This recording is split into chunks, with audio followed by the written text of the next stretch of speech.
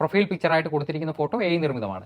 അങ്ങനെ ഈ 15 വയസ്സുകാരിയായിട്ടുള്ള പാലക്കാട് സ്വദേശിനിയായിട്ടുള്ള പെൺകുട്ടിക്ക് ഇയാൾ ഒരു ഹായ് അയച്ചാണ് ഇയാളുടെ ചാറ്റിങ്ങിൻ്റെ തുടക്കം. അതിനുശേഷം മാന്യമായ രീതിയിലാണ് ഇയാളുടെ ഇടപഴകൽ.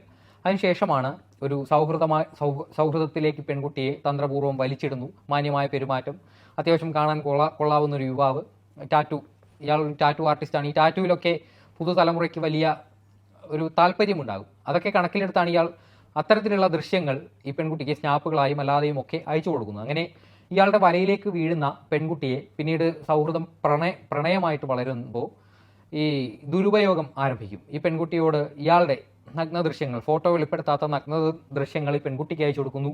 തുടർന്ന് ഇതേ ആവശ്യം ആ പെൺകുട്ടിയോട് ഇയാൾ ആവശ്യപ്പെടുന്നു. 15 വയസ്സിന് താഴെയുള്ള 15 വയസ്സിലുള്ള ഒരു പെൺകുട്ടിയാണ്. പോക്സോ നിയമത്തിന്റെ പരിധിയിൽ വരുന്ന അതിഗുരുതരമായ കുറ്റകൃത്യമാണ്.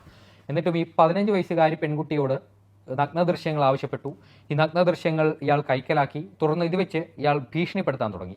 ഈ പെൺകുട്ടിയുടെ നഗ്ന ദൃശ്യങ്ങൾ നേടിയെടുത്തതിന് ശേഷം ഇത് പുറത്തുവിടും എന്ന് ഭീഷണിപ്പെടുത്തി ഇയാൾ മറ്റൊരാവശ്യം കൂടി പെൺകുട്ടിയോട് അറിയിച്ചു. എന്തെന്ന് വെച്ചാൽ ഈ പെൺകുട്ടിയുടെ സഹോദരനുമായിട്ട് സെക്സ് ചെയ്യുന്ന വീഡിയോ ഇയാൾക്ക് അയച്ചു കൊടുക്കണമെന്നൊരു ആവശ്യം. എത്ര ക്രൂരമായ ആഗ്രഹമാണെന്ന് നോക്കണം. അപ്പോൾ ഇത്തരത്തിലൊരു ആവശ്യം ഈ പെൺകുട്ടിയോട് ഇയാൾ ആവശ്യപ്പെടുന്നു. അങ്ങനെ പെൺകുട്ടി ഇയാളുടെ ശല്യം സഹിക്ക വയ്യാതെയാണ് ഈ കുട്ടി വീട്ടുകാരോട് ഈ ഒരു കാര്യം തുറന്നു പറയാൻ തയ്യാറാകുന്നത്.